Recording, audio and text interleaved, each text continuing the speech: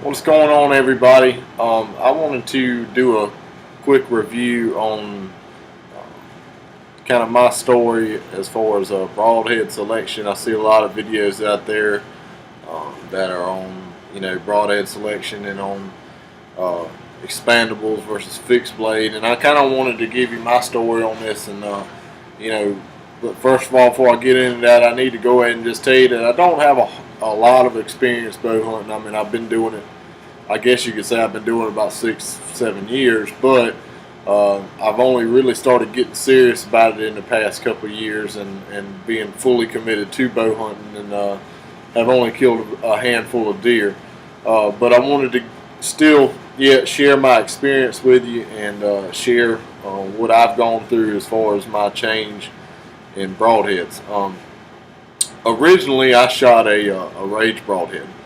Um, Two blade expandable, um, which is it is this the original two blade that Rage first came out with. I killed my first deer with one.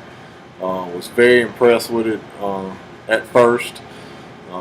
Shot a deer, and the deer went and fell within eyesight, probably 50 yards from where I shot it. Um, the big signature 2-inch cut on one side. Didn't get full penetration on it, but again, it wasn't needed with a huge entry hole and uh, such a short tracking job. Um, I guess about a year later, I made a marginal shot on a deer. A shot that was just based purely off of inexperience and not being patient. I shot a deer quartering to me, hit the shoulder bone, and I learned a very valuable lesson in shoulder bones that night.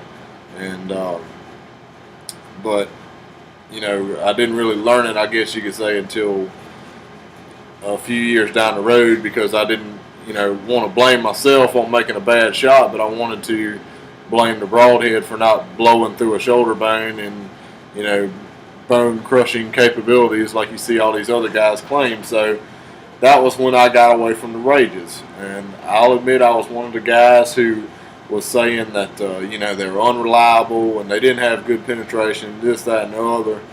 And, I got away from them and went to a Muzzy.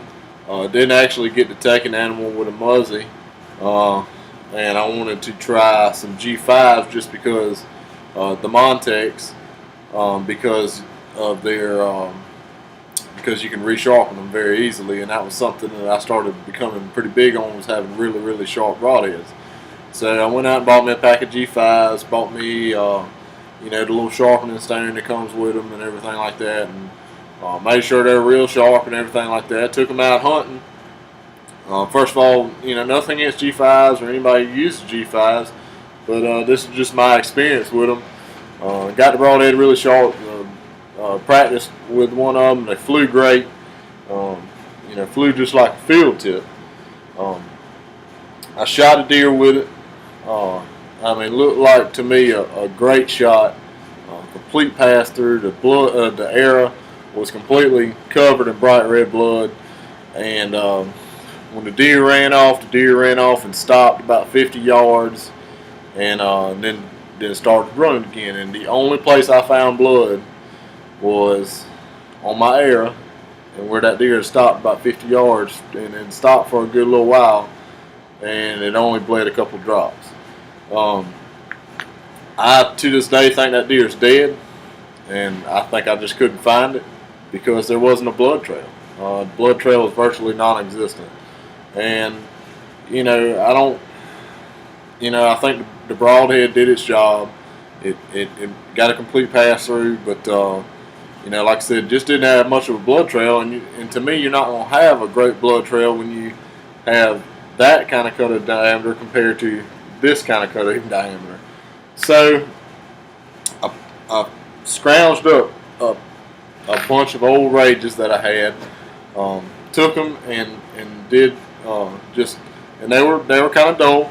I took them and just used old $5 knife sharpener, got them all really, really sharp, and put them back on my bow. The next deer that I shot with one, a good, really sharp range broadhead, was actually with this broadhead right here, right in the heart. The deer dropped. Never, I thought a spine shot the deer, but it was just such a big impact and a devastating cut that the deer dropped and bled out right there on the spot. Just wanted to show you real quick. There wasn't a whole lot of damage to the broadhead. There was one blade that was slightly bent. The other one is I think it's okay. It looks alright to me anyway. It might be a little bit bent, but that was passing through that heavy set of ribs right there in the front of the shoulder, and then lodging in the opposite shoulder. So I went ahead and retired that broadhead because I had plenty of them. The next shot I had on a deer was the first pass through that I ever got with a rage, and I shot the deer a little far back, got it in the liver. This is that broadhead here. Wonderful blood trail. I could resharpen this broadhead right now and use it. The only reason I'm not is just because I think it's kind of cool to keep all your broadheads that you kill a deer with. But if I start getting long broadheads, I can resharpen this broadhead and put it back on the arrow. But like I said, full pass through. Deer had two big old 2-inch cuts on both sides of it. Great blood trail. Deer didn't even go 100 yards. And so after doing that, I went ahead and went out and bought me a pack of the new Rage Hypodermics. And I got a chance to shoot a deer last night with one. Now, at first, I'll admit I was a little bit skeptical with these new shock collars that they put on, because it's basically a piece of metal that's supposed to break upon impact, whereas the old ones are just kind of an O-ring that just kind of slides out of the way. The reason for that design, I think, was to keep them to where the blades are keep from deploying when you shoot. Keep the blades real secure until impact. So I fired, just because I was skeptical. I shot one broadhead into a target, which is not something I wanted to do because it was a $50 pack of broadheads. But I had to see if it would work. Opened fine, deployed just fine. I resharpened that broadhead. It's in my quiver right now. And another thing I'll add too about these hypodermics, they came out of the package. I mean, just I could shave with them. I mean, literally could shave with them. They were so sharp. I had no need to sharpen them at all. I did test them to make sure they were sharp. But anyway, the deer I shot last night, I shot right through double lung. Really great shot. And when I say a complete pass through, I mean a pass through and then some.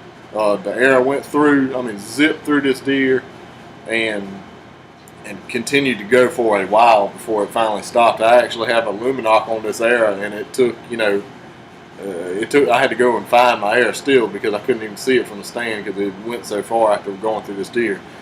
So definitely the penetration has definitely improved, I think, when they came out with these hypodermics. And both the blades fully deployed, no problem. I don't think, I got a little bit of a bend in one of the blades on the top side there. You can maybe see that. But and the other thing that I was really impressed with is both the blades are still really sharp. So I think that Rage was already doing good with their 2-blade broadheads, but they really improved when they came out with these hypodermics.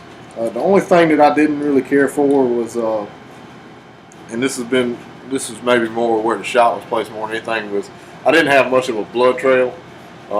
I had enough of one where I could follow it and find a deer, but it wasn't a huge walking blood trail like you normally get with those 2-inch cuts. But I think I shot the deer a little bit high, got a high lung on the deer, and I think just because of where that shot was up high on the deer, it didn't have a whole lot of chances to bleed out a lot. But the people who say these broadheads are unreliable and things like that are people, I think, who are not being honest with themselves, and also people who aren't giving their equipment enough attention. Bow hunting is just like anything else. It is what you put into it.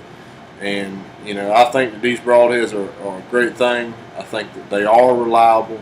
I think they are designed to work. I mean, they're designed by people who are a lot smarter than we are to work.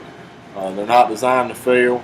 And you know, I think as long as you make sure, I mean, when that broadhead comes out of that package, it's your responsibility to make sure that it's razor sharp. And as long as it's razor sharp and you're confident that it is, then I don't think you're going to have any problems. Now, that being said, these broadheads, and I don't think any broadhead for that matter, is made to go through a solid, you know, shoulder bone. So, you know, when you shoot a deer and have a marginal shot, that's on you. You know, that's on you, and that's on you not practicing and everything like that. But, you know, to me, what I'm looking for with a broadhead is a broadhead that puts an animal down quickly, with a good blood trail, and, you know, given that you make a good shot. If you make a bad shot, that's on you. You know what I'm saying? And you know, I still think with these rages, a gut shot deer, you know, as long as you do your homework and you let the deer lay and do what you're supposed to, I don't think you're going to have any problem finding it. I think the only problem that you're going to have with a rage is shooting them in the shoulder, which to me, if you shoot any deer in the shoulder, you know, you're going to be in a bad situation. So, but anyway, that's just my experience in a short video on my experiences with the rage broadheads, and the reason I went from shooting them to not shooting them and back to shooting them again. I hope you got something out of this video, and I hope all you guys who are looking at getting a Rage broadhead do. And I'm not being paid by Rage to say this or anything like that. I'm just promoting a product that I think works well. And you know, I don't normally do bow hunting videos, and you know, I don't do bow hunting videos at all. But I felt strongly enough about this product that I felt like I needed to do a video on it and get all my fellow bow hunters on the Rage train, if you will. But anyway, hope y'all enjoyed my video. Y'all have a good day.